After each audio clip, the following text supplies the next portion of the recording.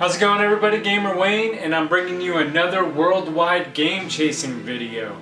We've been to a lot of places so far. Where all have we been? We've been to Okinawa, Taiwan, Ohio, Singapore, and most recently Kansas City. And I was deployed earlier this year to Kuwait, and I managed to get a little bit of footage there.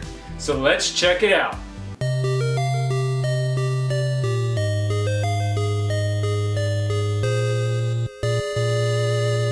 Alright, so this is our first time going off base. It was a guided tour because I didn't have my license yet. So we're just stuck going to the mall and the Kuwait towers on this trip.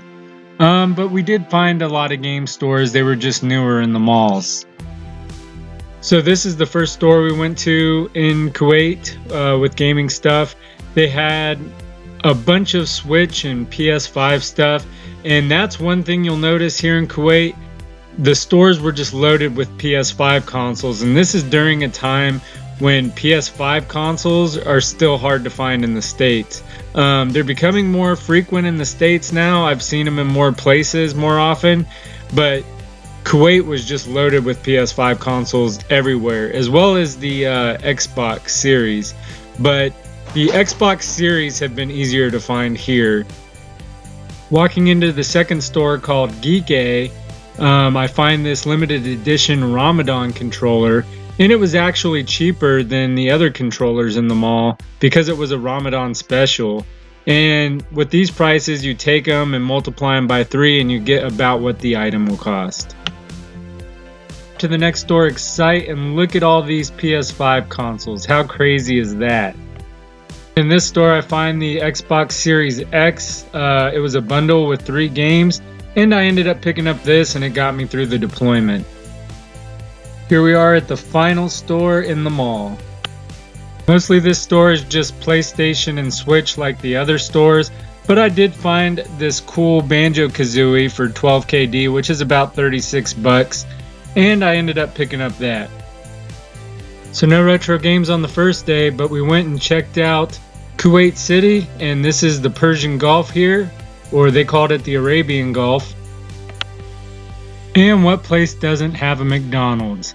And there's the Kuwait towers in the back. And we ended up going inside the towers for a better view of the city.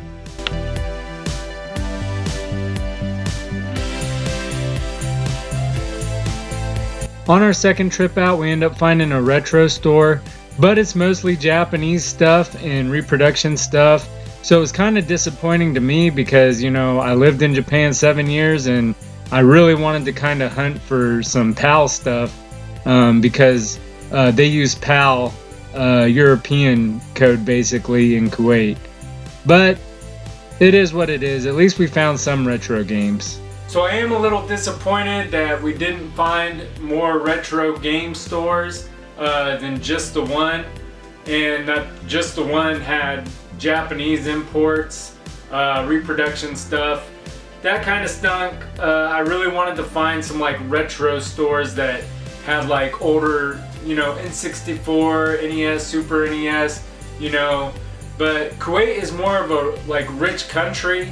I think they just throw a lot of their stuff away. I don't know. So it was a little disappointing, but I did get some pickups on the trip. One I don't have right here. It was an Xbox Series X. That I got it and I played it all throughout the deployment. Kept me busy, kept me occupied. I got back, I had a PS5, so I didn't want to pay for 2 different services, so I ended up selling the Xbox Series X and keeping the PlayStation 5. But the Xbox Series X was great. I really enjoyed it. Now that I've been using the PS5 for a while, I think the Series X was actually a little bit better. Don't tell my PS5 that. But anyways, some of my pickups, I got this controller, and you know, this controller came out in the States. The box right here, oh, excuse me, has Arabic writing down at the bottom like you can see. So it's just a little bit of a variant, box that's pretty cool to have. And this is probably the coolest pickup I had there. This is just a standard white controller, but it's the box that's cool. This was a Ramadan special edition. So because this was a Ramadan special, even though it's the custom box, it was a couple KD cheaper than the other controllers at the mall. So it's really cool to have this box. I'll never open it, just have it as a collector's piece. And then finally at the retro store, all I ended up getting was a Game Boy Advance cart that has all the NES and Game Boy Advance games loaded onto it. So this is actually pretty cool. You know, I can just sit there and play NES games. I also played a lot of this while I was deployed. Played NES games right there on my handheld. I ended up getting this Banjo-Kazooie statue. It actually holds like an Xbox 360 or no, Xbox One controller. I don't know, holds some Xbox controller. Maybe you can hold some other stuff too. I don't know. Maybe I'll get an actual N64 cart and put in there. I'm a big fan of Banjo-Kazooie, so I had to have it. Finally, we got EverDrive 64, and this one here is loaded with all the N64 games. So it's nice to be able to just play this thing, keep it plugged in to the N64 instead of, you know, opening the boxes that I actually have and, you know, putting wear and tear on those. So that's actually nice to have. I actually kind of want to get one for the Super Nintendo as well. So I'm not putting wear and tear on those boxes. But that's it for Kuwait Retro Game Chasing. More so just Kuwait Game Chasing. Until next time, I'm Gamer Wayne, and thanks for watching.